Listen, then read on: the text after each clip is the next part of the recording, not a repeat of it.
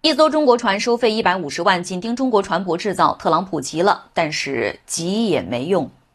大家好，我是亚楠。这几天，特朗普刮油水的坏主意开始打到中国的船舶制造领域了。2月21号，美国贸易代表办公室发布了一份长达13页的文件，系统地描述了他们未来对中国船舶征税的方案。根据这一份文件的说法，未来只要中国生产的船舶停靠到了美国的港口，那么别管是运输什么的，都要先被砍一刀，征收最高可达150万美元的管理费。这还不算完，美国贸易代表办公室还在这一份文件当中规定说，只要美国查到船只归属的母公司跟中国的造船业下过订单，哪怕正在通航的这一艘船不是中国芯，美国也要征收最高100万的管理费。这种做法基本上已经是明抢了。特朗普政府这么气急败坏，宁可不顾吃相也要针对中国船。总结来说，有3个原因。第一，就是中国的船舶制造业近些年发展飞速，并且跟之前的很多制造业门类一样，俨然出现了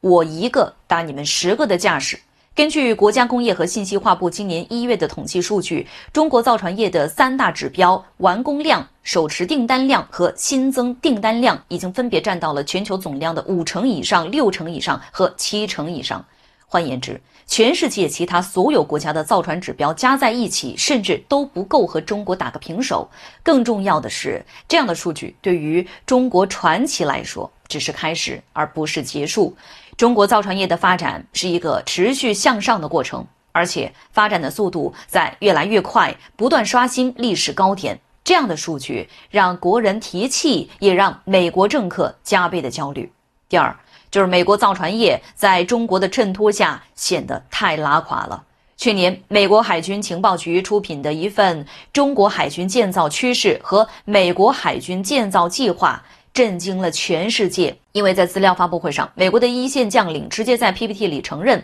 如今中国的造船能力已经是美国的230多倍。这样的差距让美国政客急得就像热锅上的蚂蚁，而且现在美国的一把手特朗普非常喜欢鼓吹说自己要带着全世界一起重温美国的旧日辉煌，而美国的造船业就是他们心心念念的这一种旧日辉煌的一部分。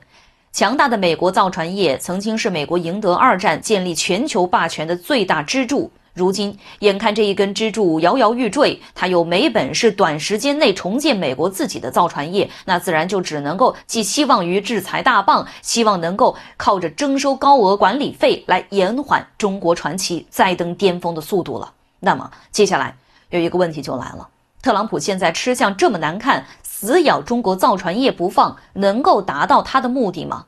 答案是否定的。说白了，特朗普出手太晚了，中国的3大造船指标已经蝉联全球冠军15年了，他现在才想起来打压，属于是悔之晚矣。亚楠打个比方，如果是2个人在街边打架，那么一个人挥舞大棒可能会把另一边的人打疼打伤，但是一个人对上千军万马，你手上拿的就是方天画戟，也照样要被淹死在军阵里。美国现在面对的就是千军万马，特朗普以为自己挥出大棒之后，全世界就会放弃购买中国船只，但实际上最有可能的结果是全世界照样使用中国船只，只是开始绕开美国港口了。墨西哥湾和秘鲁的前海港停泊条件都不错，船舶公司大可以停靠到那里，然后走陆路上岸。至于多出来的交通运输费，那肯定还要一报还一报，算到美国的企业和消费者自己头上。特朗普照着上世纪的剧本刻舟求剑，